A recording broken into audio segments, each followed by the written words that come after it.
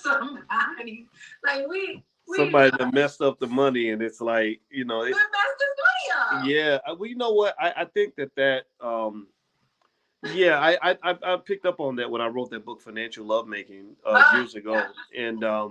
and I would just interview different people, and I remember hearing several times from women really tragic stories about things that happen when their ex-husband or boyfriend messed up the money, and some of these financial traumas were pretty significant.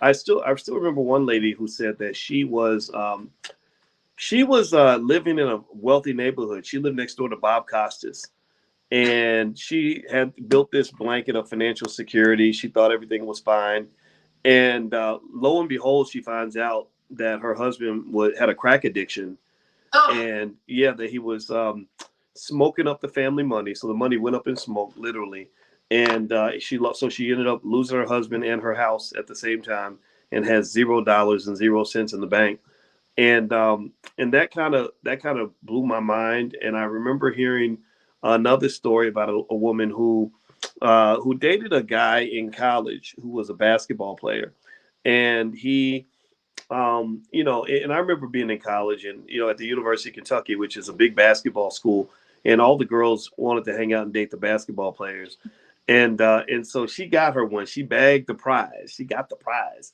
Well, he wasn't quite the prize, especially after he couldn't play basketball anymore because he didn't have any other transferable skills. So they made a lot of money playing with him playing basketball in Europe, and she said they would go on these really expensive vacations and travel around the world and everything else, and but there was no financial plan for life after basketball. So none of that money was being saved, none of it was being invested. It was just being spent as fast as he can make it. And so eventually he did what all of us do, which is he got older. He couldn't play anymore. And of course that led to what you mentioned on the previous slide, that when the income started dropping, the financial problems started rising, or the relationship problems started rising. And so they were fighting over money, going back and forth, and eventually, they broke up. And so she was about 36 years old. She had two kids, and she went from this amazing life with all this money to living back with her parents back in New Jersey. And she was asking me, what do I do next? And I said, okay, go buy you a time machine and pick a different husband. But in all seriousness, though, I think those stories are important for young people, especially to hear. And all of us are young people. If you don't feel young, just go find somebody older than you, and they'll tell you how young you are. But I think it's important for all of us to learn these stories before it's too late. Because sometimes you can't hit that rewind button, and it's very sad because you see these mistakes happen quite often. it just hurts way more. I think it's just there's certain things that you sign up for when you get married, and you never sign up for this sort of thing. It's just almost like, and it'd be interesting if they had somebody there to kind of guide them through where would they end up, Yeah, to get yeah. down to the We, nitty gritty of it, and that's so unfortunate for her. that's another topic Yeah. that I think is very unique for our community. I was, you and I are friends with a couple, Layla Ali and her husband. And Layla's a wonderful lady. Her husband, Curtis Conway, is a great guy. So Curtis and I were talking. I don't think Curtis will mind me sharing this story. He talked about his years in the NFL and the massive financial mistakes he saw some of his friends making. Oh, And he said, this is kind of crazy because a lot of us got our money when we were really young, and by the time you blow it, by the time you hit 25, 26 years old, your career might be over and you've blown a lifetime of wealth. And a lot of them came from homes where they didn't have financial mentorship or guidance, of any form. And so it's very sad. There's a lot of lost opportunity there. And I really agree with you. I think that if you don't have the mentorship that you need from your family, go find it somewhere else. Get it from us. We know what we're talking about. We'll agree to be your parents, even if you're older than us. We'll still be your parents.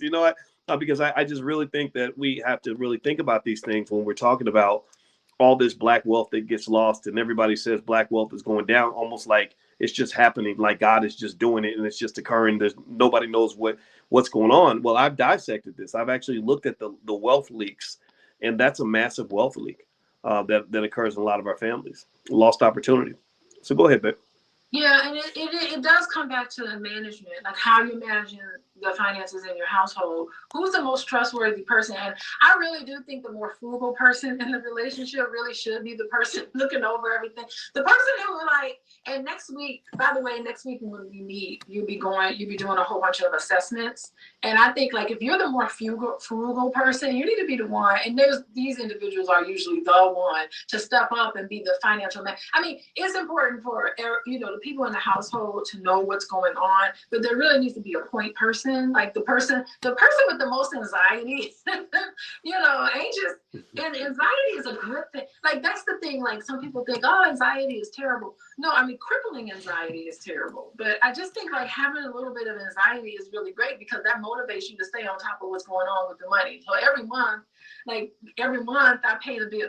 Can I share that, Boyce? I pay. Well, yeah. You share what you share what you. I want to prepare y'all because there's going to be times where me and my wife are going to be really disagreeing with each other. And we're gonna disagree in a way that won't turn into like a argument. But let me just tell you, me and my wife have different financial personalities. She's the frugal one, and yes, I'm the risk taker. But spending money, I'm like, what you spending money? Right, but I'll give you the good and the bad of that, and why we've actually been able to make that work. I appreciate your frugal nature, but go ahead, please. Yes, I'm very frugal. So like you'd be happy to know that, this weekend I spent a lot of time going over bills and making sure everything is paid. Now Boyce makes a lot of more money than I do. So it's fun being the financial management. I love managing finances. It's great. Somebody needs to be the point person to pay everybody. And so in terms of that, I definitely pay everybody. So I don't want people thinking that you slaving me out, Boyce, like I'm the one paying. Boyce pays his share. You pay more than your share in this house. So we appreciate that. All of us appreciate it. Yeah, but in all seriousness, though, I mean, but it does take communication and coordination. Yes. And also it takes something that you don't see. I don't see as much of this, when I listen to online conversations as I wish I could, which is I think it takes patience and humility. Like, I think you have to accept, especially when you talk about a marriage or working with other people, whether it's business partners or a relationship partner, which a relationship partner pretty much is a business partner because to some extent, I mean, a marriage is a legal contract. You have to be able to humble yourself and accept the fact that you are sharing power in the decision making, and you're going to have to share power and go along with things that fundamentally don't even necessarily sit right with you. That where you're like, I don't even like this, I don't want to do this, but you have to have that respect for the person that you're partnered with, to just say, okay, you know what, we'll do it that way. And I'll say that you being frugal definitely is good because it does, because that's what I do need. I have had times where I've taken too much risk or spent too much money on certain things, not on stupid stuff, but it might be like business related. I love to invest. I invest in so many things, and what I do is I stretch you a little bit. I help you kind of see bigger visions to say, okay, let's go ahead and do this. Let's make this investment. And I think we've been able to do that pretty well. So go ahead. Yeah, I think so. And it really takes a lot of trust. Like, Boyce, trust me. Actually, Boyce, you have blind faith in me. Like, yeah. He doesn't need to check. Yeah, I do. It is. It's blind faith. And he doesn't have to check behind me about anything. I don't think have you ever checked behind me? I don't think Boyce ever checks behind me. He's like, oh, Alicia said it was done this way, that it was done this way. So yeah, that's true. It's blind faith. And that's what happens when you're the more frugal person. You just become the one that just gets it done like that. So no checking behind me. And I think that's what's important. Like you need one in the bunch. Two spendthrifts, I don't know how they get together. They really need to not. They need to be careful. So anyway, so that's that. Wait, should we pause for questions? Because I do want to go into well, if anybody has a question, I want everybody to know, just a reminder, if you log in at lovingmoneymasterclass.com, everything that we do here will be recorded and saved, and it's yours for life. You can have this for life. Share it with your whole family, all that stuff. Just log in at lovingmoneymasterclass.com. And so I'm going to look in the Q&A section for your questions. I do see. Okay, see if there's questions. I can go on and talk about divorce rates and stuff. And Okay. Faye Dawkins asked a very good question. This is a great question because it gets to what we were going to talk about earlier. She says, I didn't realize this was a couples course until after I submitted my registration. However, I'm currently single. Please advise whether I should disconnect. So I'm going to answer that question first, and then Alicia, you can jump in because I want to make that clear. This is about relationships. This is not necessarily a couples course. Couples, marriage, dating, all that, that is a type of relationship. But remember, when we talked about what an organization is and the ability to form institutions as a key mechanism for wealth building, remember we defined organizations and institutions as a nexus of relationships. So your ability to build wealth is directly connected to your ability to form healthy relationships with other people, but not just romantic relationships. Romantic relationships, that's one slither of it, but there are relationships you have with your children, the relationships you have with your parents, relationships you have with your friends, relationships you have with your business partners. And I can tell you, as a person I've seen a lot of money come and go and everything else, and in terms of the spaces I've been in, people that are able to manage their relationships most effectively are the ones who build the most wealth. They have that saying that it's a cliche, but it's true. When they say your network is your net worth. And when I watch people like George Fraser, who's known throughout the world as being one of the greatest networking gurus of all time, tell him, Alicia, George is just the most diplomatic, charming, amazing, coolest, most thoughtful human being ever. He's a really great guy, and what that does is it manifests itself in the fact that George is just friends with everybody. George can get things done because he has all these relationships. So when he needs to go raise another $500,000 to get to do something, he's got a bunch of people he can call, right? So that's what I want you to really kind of drill into, and then also there's your relationship with money. And so, but with Alicia being a therapist, we're going to also talk about financial attachment styles and financial anxiety, financial trauma, and things like that. That's more personal. And then there's just that relationship with yourself, and that to me is what I gained from therapy, was having a better relationship with myself. So I hope that answers the question. And yes, it is. And now, here's the thing too. Even if you are single, at some point there may be a time where you do connect with another person, and in the romantic sense. So here's the thing. Um, romantic relationship training is not something you should do after you're in the relationship, because then you'll be frustrated, yeah. right? It's really too late back then. Yeah, because then by then you're gonna look back and realize you picked the wrong person. And what do you do then? Because sometimes you may be making progress and growing, but your partner may not be growing, and that's going to be frustrating to you. So the best time to really be prepared is when you are at a distance from a relationship, so you can look ahead and even vet people out from a distance to even say, I don't even think I could even try to have a relationship, that type of relationship with this kind of person, because I identify 4 or 5 signs that Dr. Alicia noted in class that I need to think about when it comes to forming my relationship. So even if you're single in here, I assume every single person in here has thought about linking up with somebody at some point. So that's another side benefit of the class. So that gives you sort of the scope of what we're doing over the next 4 to 6 weeks. Yeah, I really wish that, because before I got on here, Taylor came to me and she was like, "Can I sit in on it?" And I was thinking, yeah, you need to sit in on this because you need to hear, what you need to think about before. I mean, she's an adolescent. She needs to know this going into life. She needs to know how important these kind of decisions are. So I feel like children, this needs to be a curriculum for kids. Oh, bring your kids. Yeah. I mean, if your kids learn these things, I talk to our kids about relationships all the time, not necessarily dating, but more so like just, how to be a good friend, be a good person, be nice to people. If you're nice to people, people will want to be your friend. And then you have more friends, you have more power, you have more success, you have more opportunity when you have more friends. If someone says, how can I get my family to come together for a first time meeting to discuss money management skills? Do you have a thought on that? Brenda's asking that question. I say, talk to everybody individually and ask them where they are with things. Yeah. And then do an invitation. Yeah, I think the invitation is the best way to go. I mean, you can't make people do stuff. Yeah, and so yeah, because boys, we've talked about this. Yeah. Do not make somebody do anything. And I think that if people come, work with the people who've come. If the people do not come, any individuals that do not come, do not hold it against them. Okay?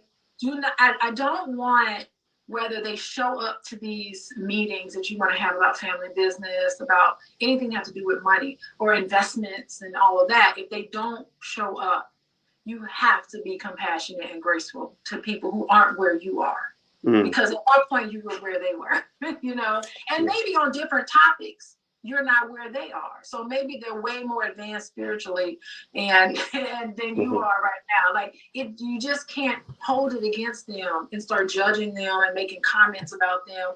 That's the piece where I just want to caution you not to do. The people who come are the people who get it. It could be that maybe down the line they're at the point where they can now come, but I definitely don't want you like giving the side eye to anybody at Christmas dinner because they didn't come to your meeting. Don't take it personal. So I just want to make sure it doesn't mean that they don't care about money. It just means they're just not. It's a personal decision. Like losing weight is a personal decision. Going to therapy is a personal decision. Doing all these things, it's something where people have to make the commitment to do amongst themselves. Maybe they're just not in a position where they feel like I'm not ready for that kind of thing right at this moment. Maybe they don't even know why they're not showing up. Like 10 years ago, if Boyce came to me, actually less than 10 years ago, come to me and say, let's do a class on love and money, I'd be like, there's no way that's even related. Get out of my face, Boyce, with that idea. You know, because I wasn't there yet. And so thank you, Boyce, for being very patient. You know, so this has come with growth on my side in a lot of ways. So well, you know, and if you want to, babe, you can go to the next slide. But I will. Next slide. While you pull that up, I'll say this.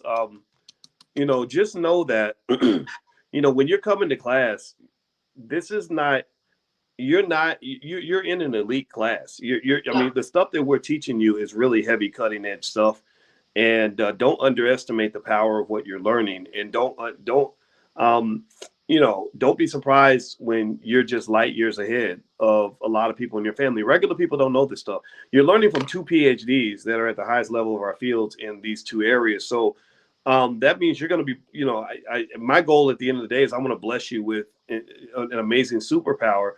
And what you don't want to do is become arrogant and self-righteous and judgmental of people who don't understand what you understand or who aren't where you are. You're going to be ahead of 99% of all white people, you know. So just sort of be patient and lead by example. Work with the people who are willing to work with you. And what you will find is that when you create those successes by working in the collective with the people who align with what you're saying, other people are going to take notice and they're going to want to be a part of that. Everybody wants to be a part of something that is successful, or they're going to come to you and they're going to ask you to borrow money because you're going to be better off financially than the rest of the family. And then at that point, you can have you can have better conversations. When I have relatives that come to me and ask for money, then the trade-off is I might give you some money, but now you're going to have to listen to me and break down all this stuff that you weren't listening to before in order to even get me to consider investing in you. Oh no! Because be like, just shut up and give me the money. I want to hear what you have to say. Right. And if that's your if that's your answer, you will not get my money. I ain't getting no money. Right. You will not get my money unless you're ready to help us understand why you keep having to borrow money from me in the first place. Oh my God! It's like, don't borrow money from me. You borrow money from me. You better not ever come near me with a new pair of shoes on. I'd be like, who told you to buy those shoes when you owe me money? Yeah. Yeah, you know, so I think money really is power, and you can utilize it in an ethical way to achieve certain objectives in your life. So go ahead, babe. What is this slide we have here? I don't loan money to anybody. If somebody comes to me for money, I would rather just give it to them. Okay, so I agree with you. So let's look at so this slide now. This is a marriage slide. So I do want to talk about this because I really think this is important. So there's a nationally representative longitudinal study of men and women in the United States.